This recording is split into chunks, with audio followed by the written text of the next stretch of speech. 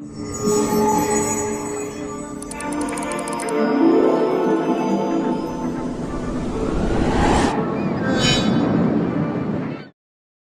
This is जय and welcome to मैंसॉफ्ट। ये है हमारा लेक्चर 17 और इसमें हम करने वाले एंड ऑफ चैप्टर एक्सरसाइज के क्वेश्चन नंबर 13 से लेकर के 16 तक।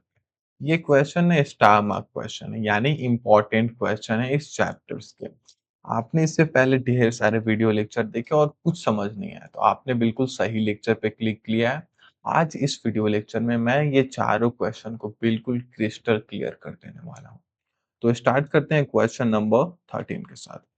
Let a equal to 7 by 12, b equal to 5 by 6. Express both a and b in the form of k1 by m and k2 by m, where k1, k2 and m are integer and k2 minus k1 is greater than 6. हमारे पास number है a 7 by 12, दूसरा number है b 5 by 6। ये बोल रहे हैं कि a और b को आप ना k1 by m और k2 by m के फॉर्म में एक्सप्रेस करो, राइट।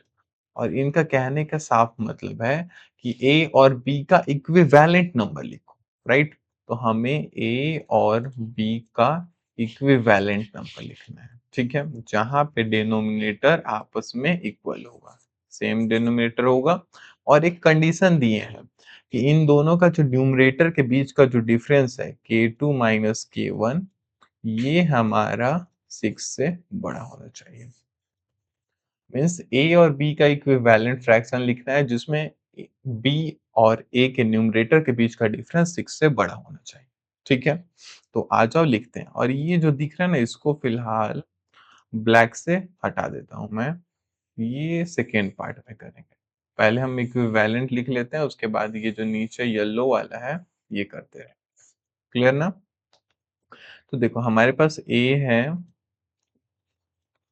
7/12 और b है हमारे पास 5/6। b है 5/6, इन दोनों से इक्विवेलेंट फ्रैक्शन लिखना है। तो देखो इसका डिनोमिनेटर इसका डिनोमिनेटर इक्वल नहीं है, तो इक्वल बना करके पहले उसके बाद हम इक्विवेलेंट फ्रैक्शन लिखेंगे। तो 12 और 6 का आप एलसीएम लोगे, तो एलसीएम ऑफ 12, 6 इक्वल टू 12। 12 के टेबल में क्या मल्टीप्लाई करोगे, 12 आएगा 1, तो ऊपर नीचे 1 का मल्टीप्लीकेशन रिजल्ट देगा 7/12। इसका इक्विवेलेंट फ्रैक्शन 6 के टेबल में क्या मल्टीप्लाई करोगे, 12 आएगा 2 का, तो ऊपर नीचे 2/2 का मल्टीप्लीकेशन, ये होगा 10/12। इसका इक्विवेलेंट फ्रैक्शन, इक्विवेलेंट नंबर। अब देखो हमारे पास इक्विवेलेंट नंबर आ चुके हैं, तो ए और बी का इक्विवेलेंट नंबर जब हमने लाया तो क्या ये वही नंबर है। तो इसके लिए हम कंडीशन को देखेंगे जरा। हमसे कहा था कि इक्विवेलेंट नंबर में k2 से k1 यानी दोनों न्यूमरेटर के बीच का जो डिफरेंस है वो 6 से बड़ा होना चाहिए। 10 - 7 6 से बड़ा होना चाहिए। 10 - 7 3 होता है, और ये चीज 6 से बड़ा नहीं 6 से छोटा है। तो ये हमारा जाहिर सी बात है वो इक्विवेलेंट नंबर नहीं है जो हमें फाइंड करने के लिए कहा गया है। तो हम वापस से फाइंड करते हैं इनमें 2 का मल्टीप्लिकेशन करके। 2 का मल्टीप्लिकेशन करोगे, ये तो है हमारा कंडीशन जिसको ये वेरीफाई करना चाहिए। तो ये होगा 14/24 और ये होगा हमारा 10 × 2 = 20 और 24 20/24। नंबर का इक्विवेलेंट हमने फिर बनाया। अब देखो क्या ये कंडीशन को सेटिस्फाई कर रहा है, तो k2 मतलब 20 - k1 14। 20 से जब 14 को माइनस करेंगे तो इनके बीच का डिफरेंस 6 से बड़ा आना चाहिए। ये होगा 6, बड़ा होना चाहिए 6 से, बट ये तो 6 के बराबर है, 6 के बराबर है, यानी वापस से ये हमारा इक्विवेलेंट फ्रैक्शन नहीं है जो हमें ढूंढना है। देन फिर फाइंड करते हैं 3/3 से मल्टीप्लाई करके दोनों नंबर, 3/3 3/3, ये होगा हमारा 21/36, ये होगा हमारा 10 × 3 = 30/36। अगेन हमने एक इक्विवेलेंट नंबर निकाला है, इसका ये, इसका ये, लेकिन तभी इसको एक्सेप्ट करेंगे जब ये इस कंडीशन को वेरीफाई करेगा। मतलब 30 - 21 9, ये चीज 6 से बड़ा होना चाहिए, 6 से बड़ा है, मतलब ये है हमारा वो इक्विवेलेंट नंबर ए का और बी का जिससे हमें फाइंड करना था, ठीक है। देखो हमारे पास गिवन नंबर था ए और बी और इसका इक्विवेलेंट नंबर लाना था जिसमें कंडीशन था कि उन दोनों न्यूमरेटर के बीच का डिफरेंस 6 होना चाहिए, मतलब 6 से बड़ा होना चाहिए। तो ऐसा कंडीशन को फुलफिल करता हुआ 21/36 और 30/36 इनके इक्विवेलेंट नंबर है हमारे पास। चलो अब देखो नेक्स्ट पार्ट को करने के लिए वो ब्लैक वाला पोर्शन में ये लिखा हुआ है, using the same denominator m write exactly 5 distinct rational number lying between a and b keeping an integer numerator। यानी a जो था हमारा 7/12 और b जो है हमारा 5/6, इनका इक्विवेलेंट नंबर हमने लाया था 21/36 और इसका 30/36। इन इक्विवेलेंट नंबर के बीच में हमें फाइंड करने हैं टोटल में 5 रेशनल नंबर। तो 5 रेशनल नंबर आराम से फाइंड कर लोगे, देखो जरा। 22/36, 23/36, 24/36, 25/36 और 26/36। ये हो गए हमारे टोटल में 5 रेशनल नंबर जो इनके बीच में लाई कर रहे हैं। 21/36 और 30/36 के बीच में लाई करता हुआ 5 रेशनल। अब ये ना कुछ और भी पूछ रहे हैं। क्या पूछ रहे हैं? Explain why the condition k2 minus k1 is greater than n plus 1 is necessary to find n such rational number between the two rational number a and b using this method। ये हमसे सीधा सी बात ये पूछ रहे हैं कि equivalent fraction के जो न्यूमरेटर का बीच का डिफरेंस है वो रिक्वायर्ड नंबर से एक एक्स्ट्रा क्यों होना चाहिए। न्यूमरेटर के बीच का डिफरेंस हमें जितना नंबर चाहिए उससे एक बड़ा क्यों होना चाहिए, ये पूछ रहे हैं हम। अब देखो ये सिंपल सी कंडीशन में देखो sir, if you want exactly n number, अगर दो रेशनल नंबर के बीच में हमें एन नंबर चाहिए होगा, जैसे ये है 21/36 और 30/36, इनके बीच में जो भी एन नंबर आएंगे उसे फाइंड करने के लिए हमारे पास कुछ फॉर्मूले हैं। ऊपर में देखो, if you want exactly n number between the two rational number you at least need an integer numerator available strictly between a starting numerator k1 and your ending numerator k2। ठीक है, k1 और k2 यानी starting और ending numerator, ये जो हमारे पास है starting और एंडिंग न्यूमरेटर, इनके बीच में हमें जितना फाइंड कर रहे हैं उतना कम से कम मिनिमम न्यूमरेटर में इंटीजर होने चाहिए। ठीक है, you at least need an integer numerator available strictly between starting numerator k1 and your ending numerator k2। ठीक है, और इसका फॉर्मूला है कि इस नंबर के बीच में 21 और 30 के बीच में कितने इंटीजर लाइक करेंगे, वो है हमारा k2 minus k1 minus 1। Right, formula है हमारा k2 minus k1 minus 1 to pick n number, this value must be greater than n।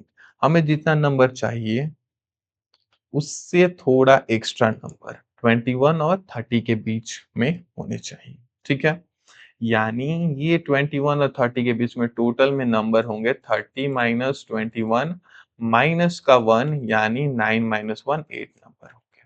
Right, अब अगर हमें 5 नंबर चाहिए तो 5 से कुछ एक्स्ट्रा होने चाहिए 21 और 30 के बीच में, k1 और k2 के बीच में नंबर।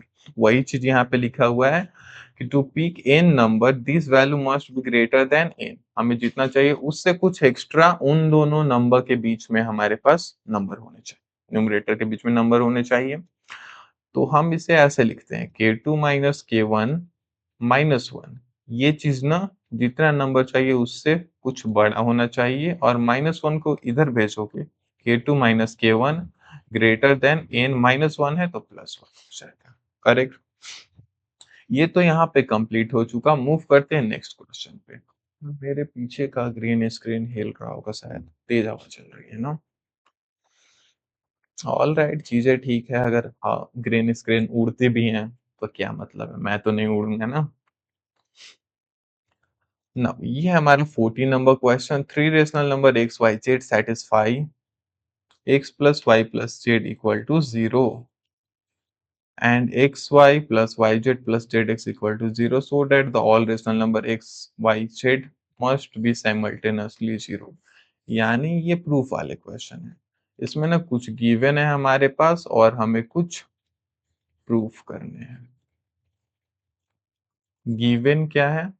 तो x plus y plus z तीन रेशनल नंबर का सम है 0 और इन रेशनल नंबर के प्रोडक्ट का sum x y plus y z plus का जेड एक्स इनके प्रोडक्ट का सम है 0। प्रूफ क्या करना है? तो ये चीज इंपॉर्टेंट है।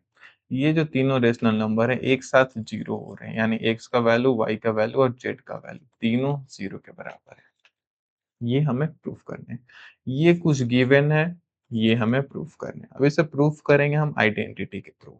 आइडेंटिटी है हमारा x plus y plus z का स्क्वायर, जो कि होता है एक्स का स्क्वायर प्लस का वाई का स्क्वायर प्लस का जेड का square plus 2 time of x y plus का वाई जेड प्लस का जेड एक्स। मुझे पता है आपको ये फॉर्मूले याद नहीं होंगे, बट आपको थोड़ा सा कहीं नोट्स में लिख लो, याद टाइम मिलेगा तो कर लेना, फिलहाल समझो। ये एक आइडेंटिटी है, ठीक है। अब इस आइडेंटिटी के अंदर ना जो हमारे पास गिवन वैल्यू था उसको पुट करना है। पुट ऊपर में हमारे पास गिवन है x plus y plus z equal to 0 और एक्स वाई वाई जेड और जेड एक्स तीनों के प्रोडक्ट का सम है 0। तो हम इसमें पुट करेंगे x plus y plus z equal to 0। White से लिखता हूँ, अच्छा देखिएगा। Put x plus y plus z equal to 0 and x y plus y z plus z x equal to 0 in above formula. above formula यानी ऊपर जो ये formula है ना, इसमें x plus y plus z की जगह पे हम 0 फीड करने वाले हैं और ये एक्स वाई जेड एक्स और वाई जेड यहाँ ये प्रोडक्ट के सम में 0 फिट करने वाले, क्योंकि यहाँ पे हमारे पास इसका वैल्यू 0 है और एक्स वाई जेड का वैल्यू 0 है, ठीक है। तो अगर ये चीज आप फीड करते हो फॉर्मूले में, तो यहाँ पे x plus y plus z का स्क्वायर है, x plus y plus z 0 के बराबर है, यानी ये चीज है 0 का स्क्वायर। इधर है एक्स का स्क्वायर प्लस वाई का स्क्वायर प्लस जेड का square plus 2 time of x y y z plus का z x. X y y z z x 0 है, यानी ये चीज हो गया हमारा 2 इंटू का 0। देखो इसको सिंप्लीफाई करोगे तो इधर 0 का स्क्वायर 0, इधर एक्स स्क्वायर प्लस का वाई स्क्वायर प्लस का जेड स्क्वायर 2 इंटू 0, ये हो गया हमारा 0। यानी हमें कुछ ऐसा मिला है, एक्स का स्क्वायर प्लस वाई का स्क्वायर प्लस जेड का स्क्वायर तीनों नंबर के स्क्वायर का सम कर रहे हैं तो 0 के बराबर है। ये चीज ना बड़ा ही इंपॉर्टेंट है। एक्स का स्क्वायर प्लस वाई का स्क्वायर प्लस जेड का स्क्वायर तीन रेशनल नंबर के स्क्वायर का सम हम कर रहे हैं तो रिजल्ट हमें 0 मिल रहा है। तो ये ना थोड़ा सोचने वाली बात है कि अगर आपके पास कोई भी रेशनल नंबर है और उसके स्क्वायर करोगे, मीन्स +4 है या -4 है, अगर इसका स्क्वायर करोगे तो रिजल्ट ना हमेशा पॉजिटिव ही आएगा। किसी भी रेशनल नंबर को उठाओ, उसका स्क्वायर करो, निगेटिव हो या पॉजिटिव हो, रिजल्ट उसका हमेशा पॉजिटिव आएगा या फिर सिंपली नॉन निगेटिव आएगा। या तो पॉजिटिव आ सकता है या तो 0 आ सकता है रिजल्ट, ठीक है। तो हम यहाँ पे कह सकते हैं कि ये जो एक्स स्क्वायर है, वाई स्क्वायर है और जेड स्क्वायर है, इन तीनों के स्क्वायर का जो भी रिजल्ट आएगा ना, ये एक नॉन जीरो नंबर होगा, नॉन जीरो, ठीक है। नॉन जीरो इंटीजर हमारे पास इसका रिजल्ट आ रहा है, मीन्स दो ही केस हो सकता है, या तो x square y square z square इन तीनों स्क्वायर का वैल्यू पॉजिटिव हो सकता है, यानी एक्स स्क्वायर का जो भी रिजल्ट आया होगा वो पॉजिटिव होगा, वाई स्क्वायर का रिजल्ट पॉजिटिव होगा, जेड स्क्वायर का रिजल्ट पॉजिटिव होगा, ठीक है। और नहीं तो अगर ये पॉजिटिव नहीं होगा तीनों का स्क्वायर, तो ये 0 हो सकता है। दो ही कंडीशन हो सकते हैं, किसी भी रेशनल नंबर के स्क्वायर का सम का स्क्वायर लोगे तो वो या तो प्लस यानी पॉजिटिव इंटीजर देगा, नहीं तो 0 देगा। अब सुनो जरा, तीन पॉजिटिव इंटीजर का सम 0 आएगा क्या कभी? कोई भी तीन पॉजिटिव इंटीजर दिमाग में सोचो, पॉजिटिव नंबर सोचो और उसका सम करो, क्या वो 0 के बराबर आएगा? नहीं आएगा। तो ऑब्वियस सी बात है कि यहाँ पे ये जो x square, y square, z square है, ये 0 के बराबर है। Z square equal to 0। इन तीनों का स्क्वायर 0 के बराबर मीन्स एक्स, वाई और जेड तीनों हमारा 0 है, जो कि हमें प्रूफ करना था। और ये हमने यहाँ पे प्रूफ कर दिया। प्रूफ्ड। क्लियर है? देखो, ऊपर आ जाओ। ऐसा कुछ हमारे पास गिवन था, ये हमें प्रूफ करना था। हमने इस आइडेंटिटी में जो गिवन था फीड किया, हमें ये रिलेशन मिला। अब सुनो यहाँ पे, x square, y square, z square, तीन रेशनल नंबर है, तीनों के स्क्वायर का सम 0 के बराबर है। रेशनल नंबर का स्क्वायर या तो पॉजिटिव हो सकता है, नहीं तो 0 हो सकता है। नॉन निगेटिव होगा उसका आंसर। ये नॉन निगेटिव होगा। नॉन निगेटिव यानी पॉजिटिव हो सकता है या तो 0 हो सकता है। ठीक है? एक्स का स्क्वायर नॉन निगेटिव होगा, यानी निगेटिव नंबर नहीं होगा, पॉजिटिव होगा, नहीं तो 0 होगा। अब पॉजिटिव लेकर के चलोगे तो तीन पॉजिटिव नंबर का सम 0 कभी भी आ ही नहीं सकता। Means x square, y square, z square 0 है, यानी एक्स, वाई, जेड 0 है। ये चीज हमारा प्रूफ हो चुका।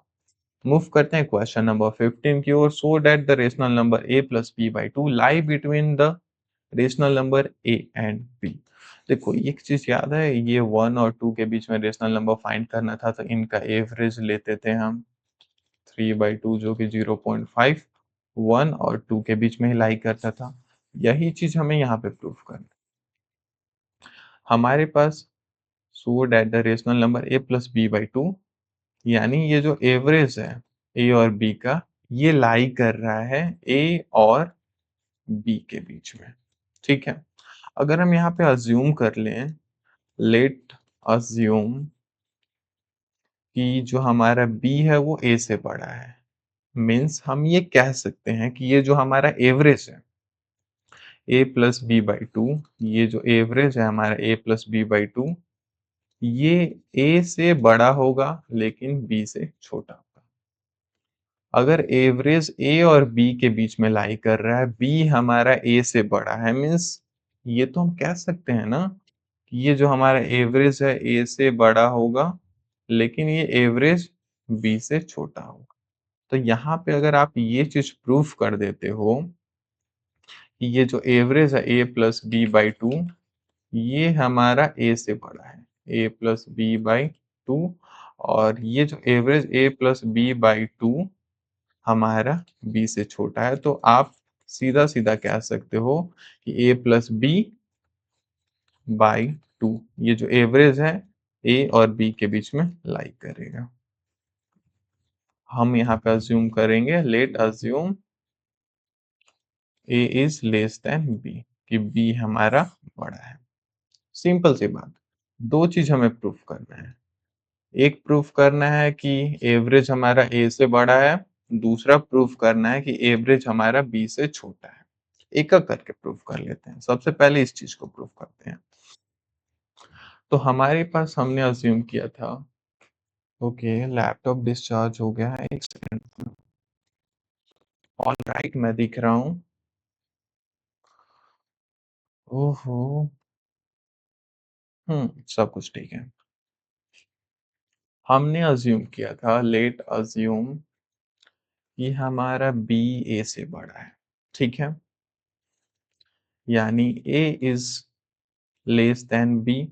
अगर हम दोनों साइड ए ऐड करें, adding both side by a, both side a, दोनों साइड अगर हम ए ऐड करते हैं तो ये कुछ ऐसा होगा, 2a लेस देन ए प्लस का बी। ठीक है? अगर दोनों साइड हम डिवाइड करते हैं 2 से, तो ऐसा कुछ, इसको डब्बे में रखो, dividing both side by b, both side by b नहीं 2। अगर हम दोनों साइड को 2 से डिवाइड करते हैं, यानी इधर 2, इधर 2, तो ये कुछ ऐसा होगा, 2a by 2 is less than a plus b by 2। 2 से 2 कैंसल कर दोगे तो हमें देखने को मिल रहा है कि जो ए है हमारा एवरेज से छोटा है, एवरेज का वैल्यू ए से बड़ा है। ये 1 नंबर हमने प्रूव कर लिया कि जो हमारा एवरेज है वो ए से बड़ा है। एवरेज एवरेज का वैल्यू ए से बड़ा है, ये हमने प्रूव कर लिया 1। वैसे ही एक और प्रूफ कर लेते हैं। हमारे पास है ए लेस देन बी। इस बार अगर हम दोनों साइड बी का एडिशन करें, adding both side by b, adding both side by b. अगर दोनों साइड हम बी का एडिशन करें मतलब इधर भी बी इधर भी बी, ठीक है। तो ये होगा okay a plus a less than b का एडिशन कर रहे हैं तो ए प्लस का b less than b plus का बी। अगर दोनों साइड हम 2 का डिविजन करें तो dividing both side by both side by 2। तो इधर 2 इधर 2 डिवाइड कर रहे हैं तो ये कुछ ऐसा आएगा a plus b divide by 2 less than b plus b मतलब 2b बाय 2 हो जाएगा। अब देखो ऊपर नीचे 2 2 है तो कैंसिल कर दोगे, मीन्स ये जो एवरेज है इसका वैल्यू b से छोटा है। ये हो गया नंबर 2। ऊपर हमने क्या प्रूफ किया कि एवरेज ए से बड़ा है यहाँ पे, और यहाँ पे हमने क्या प्रूफ किया कि एवरेज बी से छोटा है। तो हम यहाँ पे कंक्लूड कर सकते हैं, वी कैन से दैट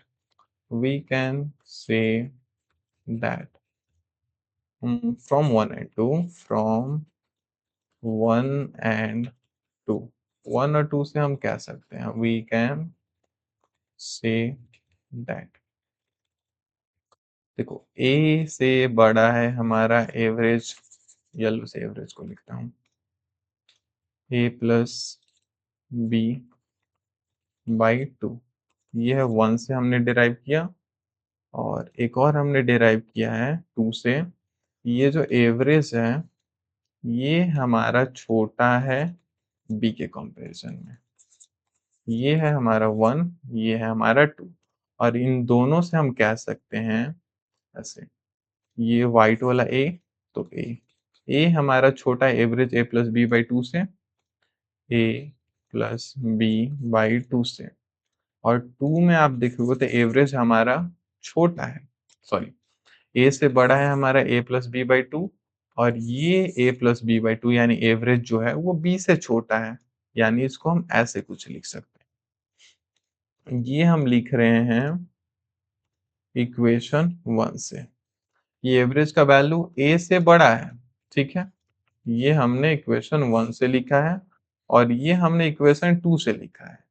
ये हमने रेट से करूं मैं तो ये चीज मैं 1 से कह रहा हूं कि हमारा ए से बड़ा है एवरेज, एवरेज ए से बड़ा है। 2 से कह रहा हूं कि एवरेज बी से छोटा है।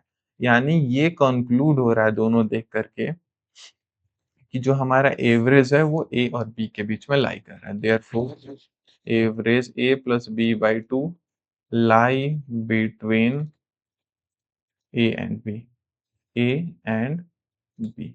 ये हो गया यहाँ पे प्रूफ। मूव करते हैं लास्ट क्वेश्चन, क्वेश्चन नंबर 16 पे। Find the length of hypotenuse of all right triangle in the 3.14 which is refer to as the square root spiral. हमारे पास स्क्वायर रूट का स्पाइरल है और इसमें राइट एंगल ट्रायंगल और उसका हाइपोटेनस फाइंड करना है। फाइंड कर लेंगे, पहले एक चीज ये बताओ, अगर मैं आपको एक राइट एंगल ट्रायंगल दे रहा हूँ, लेट्स सी ये राइट एंगल ट्रायंगल, ये है राइट एंगल, इसका बेस है ये 1 यूनिट का, ये है इसका परपेंडिकुलर जो कि है 1 यूनिट का, तो इसका हाइपोटेनस कितना होगा। देखो अगर आपको याद है तो हम इस चीज के लिए यूज करते हैं पाइथागोरस थ्योरम। तो by Pythagoras theorem by PT हम कह सकते हैं कि हाइपोटेनस का स्क्वायर बेस का स्क्वायर प्लस परपेंडिकुलर के स्क्वायर के बराबर होता है, यानी हाइपोटेनस हमारा square root under root base का स्क्वायर प्लस परपेंडिकुलर का स्क्वायर होता है। ठीक है, तो यहाँ पे हमारा हाइपोटेनस जो एच है ये अंडर रूट बेस का स्क्वायर 1 का स्क्वायर, तो 1 का स्क्वायर प्लस परपेंडिकुलर का स्क्वायर यानी ये परपेंडिकुलर 1 यूनिट, तो 1 का स्क्वायर। तो हाइपोटेनस हो गया हमारा रूट के अंदर 1 प्लस 1 यानी हाइपोटेनस हो गया √2। ठीक है, अगर राइट एंगल ट्रायंगल गिवन है तो उसका हम हाइपोटेनस निकाल सकते हैं अंडर रूट के अंदर में रखकर ये वाले फॉर्मूला से, बी स्क्वायर प्लस का पी स्क्वायर। अब ऊपर में आओ, अगर हमें हाइपोटेनस निकालना होगा तो हम यूज करेंगे इसका बी स्क्वायर प्लस का पी स्क्वायर।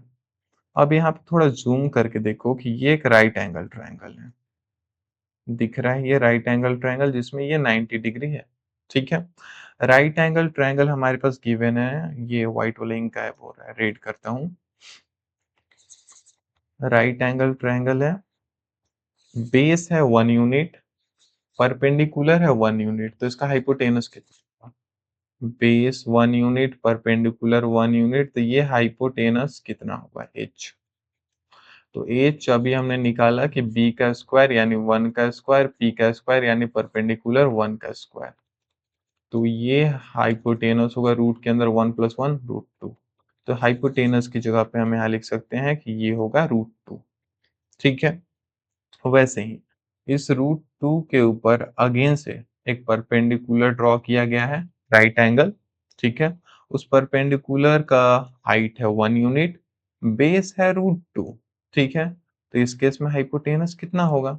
हाइपोटेनस हमारा बेस का स्क्वायर प्लस परपेंडिकुलर का स्क्वायर होता है, बेस √2 है, परपेंडिकुलर 1 है, तो √2 का स्क्वायर, √2 का स्क्वायर प्लस 1 का स्क्वायर, √2 का स्क्वायर 2 होता है, 1 का स्क्वायर 1 होता है, यानी हाइपोटेनस होगा हमारा √3। तो हम लिख सकते हैं कि इस वाले ट्रायंगल का हाइपोटेनस है √3, इस वाले ट्रायंगल हाइपोटेनस है √3। वैसे ही अगर मैं इस वाले ट्रायंगल का पूछूं कि हाइपोटेनस कितना होगा, तो देखो बेस है √3, परपेंडिकुलर है 1, तो √3 का स्क्वायर और 1 का स्क्वायर करेंगे, √3 का स्क्वायर प्लस 1 का स्क्वायर, √3 का स्क्वायर हमारे पास होगा 3, 1 का स्क्वायर 1, यानी हाइपोटेनस हो गया √4। तो ये √4 हो गया वैल्यू। ठीक है, वैसे ही इसका निकालू तो इस ग्रीन वाले का, ग्रीन वाले में बेस है √4, परपेंडिकुलर है 1, तो √4 का स्क्वायर करोगे और 1 का स्क्वायर करोगे, दोनों को ऐड करोगे रूट के अंदर होगा, मीन्स ये चीज है हमारा √5।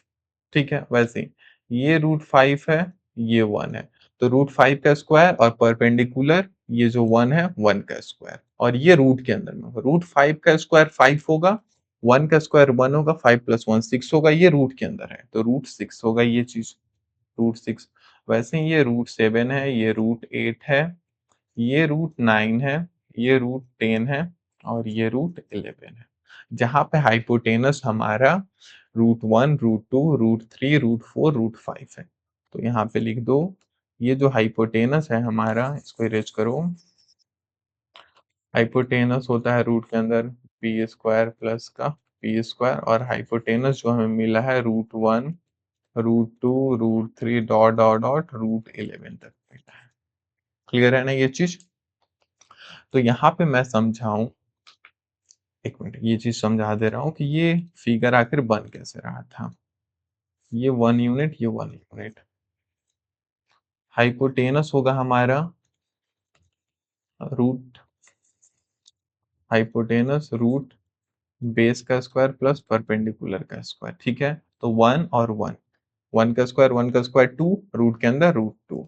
अब इस √2 के ऊपर ना ये 90 डिग्री ड्रॉ कर रहे थे, जैसे यहाँ पे 90 डिग्री था तो ऐसा ही एक 90 डिग्री ड्रॉ कर रहे हैं, जिससे ये √2 बेस बन जा रहा है, ये परपेंडिकुलर को ले रहे हैं 1 यूनिट, और पूछ रहे हैं कि ये हाइपोटेनस कितना हो, तो √2 का स्क्वायर 1 का स्क्वायर, √2 का स्क्वायर 2, 1 का स्क्वायर 1, 2 1 3, रूट के अंदर में √3। अगेन ये इस पे राइट एंगल ड्रॉ कर रहे हैं 90 डिग्री का, इसको ले रहे हैं परपेंडिकुलर को 1 यूनिट, तो ये √3 का स्क्वायर, 1 का स्क्वायर 4, रूट के अंदर में 4, √4। ऐसे ही आप ये नोटिस करते आ रहे होंगे, तो ये जब भी ये हाइपोटेनस प्रीवियस वाला था, तो उसके ऊपर ये राइट एंगल ड्रॉ करके परपेंडिकुलर 1 यूनिट लेते जा रहे हैं। ठीक है ना? नाउ तो ये स्पाइरल इस तरीके से बनता जा रहा था। √4 के ऊपर अगेन ये 90 डिग्री ड्रॉ करेंगे, इसको 1 यूनिट लेंगे और पूछेंगे ये हाइपोटेनस कितना आ रहा है। और ये चीज़ ना इन्फिनाइटली चलता रहेगा। √4, √5, √6 ऐसे ही ये 90 डिग्री बनाते जाएँगे और स्पाइरल कंटिन्यू होता जाएगा। क्लियर है? और इसी के साथ ये लेक्चर यहाँ पे होता है खत्म। कैसा लगा? नीचे कमेंट में बताना है। क्लास नोट्स आपको पिन कमेंट या टेलीग्राम में मिल जाएँगे। Thank you so much for watching.